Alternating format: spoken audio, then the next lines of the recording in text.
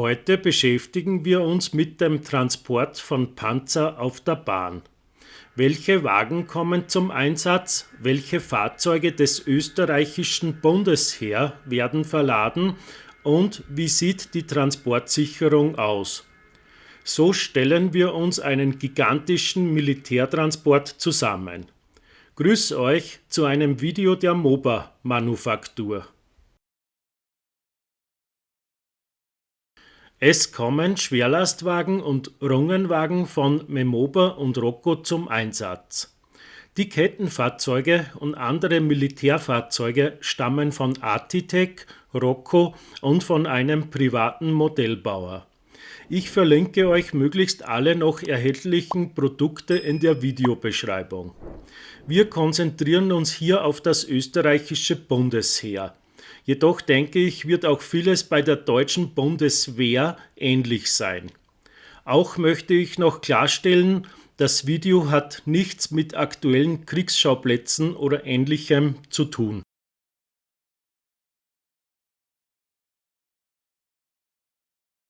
Die Memoba SMMS-Wagen und die Atitech-Panzer des Typ Leopard 2A4 kommen fix und fertig aus der Packung. Die Rocco-Schwerlastwagen SMM und Panzer müssen wie fast immer erst noch ein wenig zugerüstet werden. Rungen sind bei allen Wagen mit dabei, werden aber für den Panzertransport nicht montiert.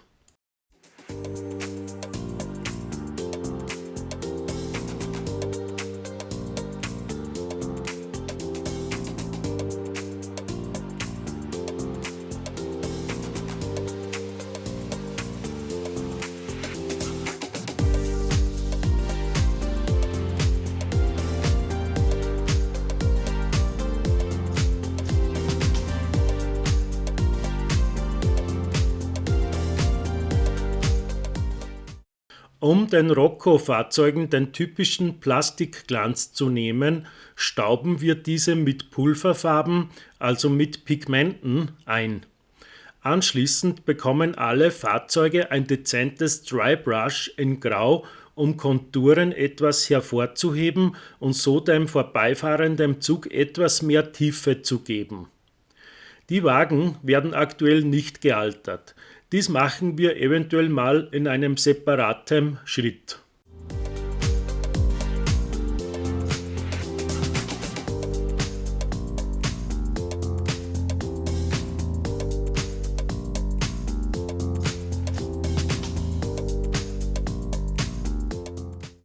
Um im Prinzip alles wieder rückbaubar zu machen, benutzen wir nur den Noch-, Hin- und Wegkleber.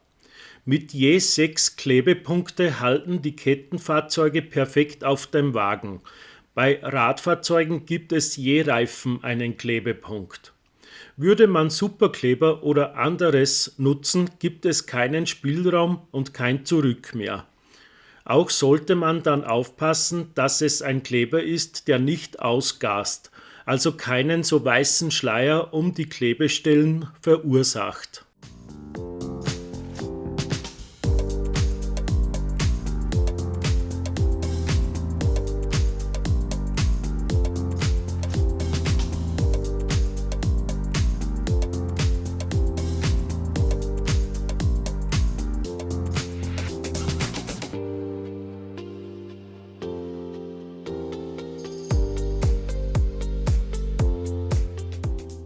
Wie im Vorbild werden die Kettenfahrzeuge eingekeilt. Bei Rocco-Fahrzeugen verwenden wir die Standardhalterung mit Keilen weiter, bemalen diese aber mit RAL 7013 braun-grau. Laut Recherche sollte das die aktuelle Bundesheerfarbe sein. Alle anderen erhalten Keile aus Styrodur. Dies wird schräg über die Ecke in Keilform geschnitten und dann in die passende Breite gebracht. Ebenfalls bekommen diese die passende Farbe. Dazu werden die kleinen Keile auf eine Stecknadel gepinnt und per Pinsel gefärbt. Nach dem Trocknen werden sie verklebt.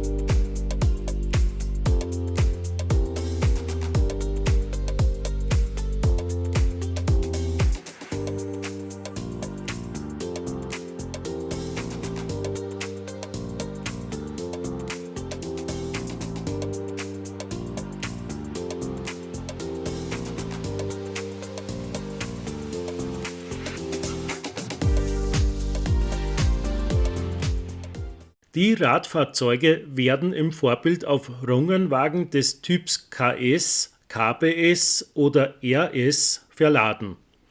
Die Ladungssicherung wird dabei mit orangen Zur- oder Spanngurten gemacht. Ich hatte jetzt nur rotes Isolierband da, diese Unschärfe nehme ich in Kauf. Auf der Schneidematte wird es in die passende Breite geschnitten, dann erst an der Fahrzeugunterseite verklebt. Anschließend kommt das Radfahrzeug auf den Wagen und die Gurte werden gespannt. Dies erfordert natürlich etwas Geduld, da der Kleber auch etwas Zeit zum Anziehen braucht.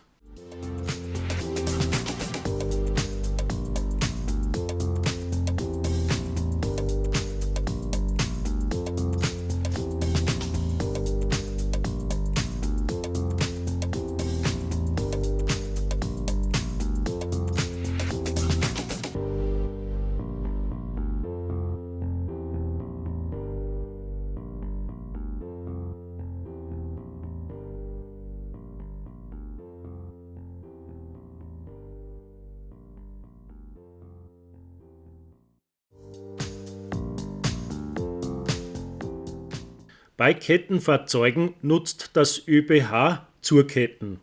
Bei Rocco gibt's diese als Zurüstteile, aber auch Artitec bietet sowas als Ätzteile an. Alles nicht ganz günstig, jedoch praktisch. Die Teile sind natürlich einfach zu verkleben, da es keine echten Ketten sind, die man erst noch spannen muss. Wie im Vorbild machen wir das über Kreuz und circa an Positionen, wie ich es auf Fotos recherchiert habe. Die Farbe wird nachträglich angepasst.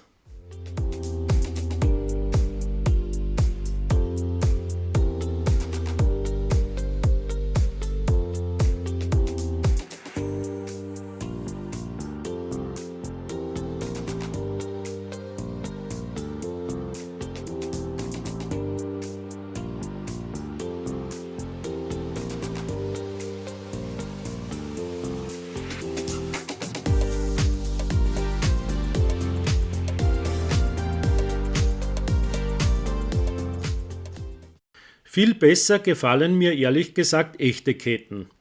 Hier nutze ich Halsketten in Ankerform. Die 3 verschiedenen Stärken darf man als Test sehen. Mir gefällt die mittlere Dicke am besten, aber das liegt wie immer im Auge des Betrachters. Ich habe auch versucht, eine Zurvorrichtung nachzustellen.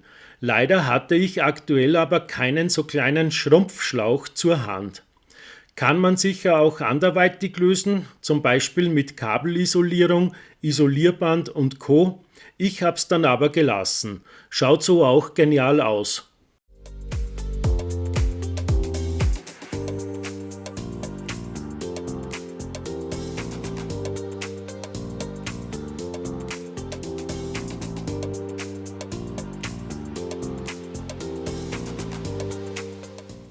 Das Verkleben der Ketten braucht einiges an Geduld. Erst habe ich sie an den Fahrzeugen angebracht und gut trocknen lassen. Anschließend mit abgestützten Klemmpinzetten an der gewünschten Wagenposition verklebt. Wird Wagen und Pinzetten nicht gestützt oder fixiert, verrutscht einem das ständig. Das macht keinen Spaß, sage ich euch. Aber so funktioniert's echt super. Nach dem Austrocknen kommt wieder die passende Farbe drauf. Hier sind 2 Durchgänge nötig.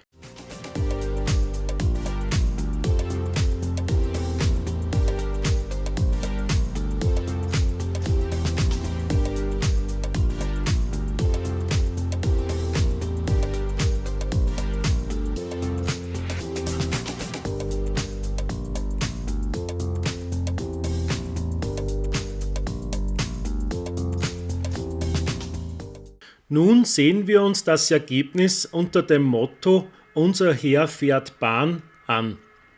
Gezogen wird hier in Doppeltraktion von einem ÖBB Vectron 1293 und einem 1116er Taurus. Beide in Verkehrsrot mit der jeweiligen ÖBB Wortmarke. Boah, die Perspektive kommt schon mega gut, wie ich finde.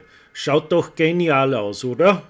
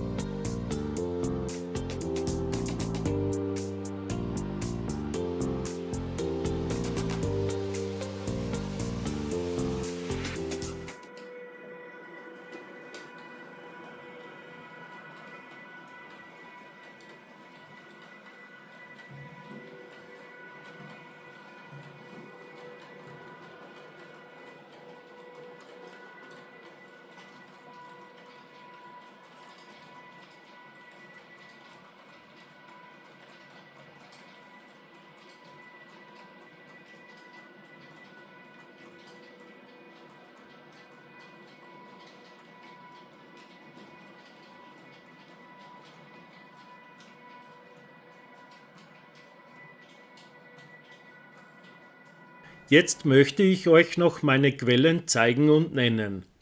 Zum ersten die Homepage unseres Bundesheer. Hier kann man toll nachlesen, welche Fahrzeuge es aktuell gibt. Hier möchte ich natürlich Mike vom Hupsis Modellbahnstudio erwähnen, der mir als Fachmann mit Rat und Feedback zur Seite stand. Eine tolle Empfehlung ist auch die Seite des Heeressportverein Modellbau. Hier gibt es von Ernst Kratzer einen 4-teiligen Bericht über genau dieses Thema. Bundesheer fährt Bahn. Bissl Historisches, verschiedene Epochen, welche Fahrzeuge und Verladungen, mega interessant, sage ich euch. Als drittes dann noch Bahnbilder für Vorbildfotos. Hier eines vom Bahnhof Ried im Innkreis, während ein Panzer verladen wird. Gezeigtes Foto von Johann J. Die Rechte und Bilder der Websites liegen natürlich bei den jeweiligen Inhabern. Ich zeige hier nur meine Quellen für euch. Bitte das Video kommentieren, liken und teilen, was das Zeug hält. Wer noch kein Abo hat, bitte auf Abonnieren drücken. Ist natürlich kostenlos. Dies ist für euch wenig Aufwand und für uns sehr wertschätzend. Auch hilft es uns weiter zu wachsen und somit weitere tolle und spannende Inhalte für euch zu produzieren. Danke und bis zum nächsten Mal, Hans von der Moba Manufaktur.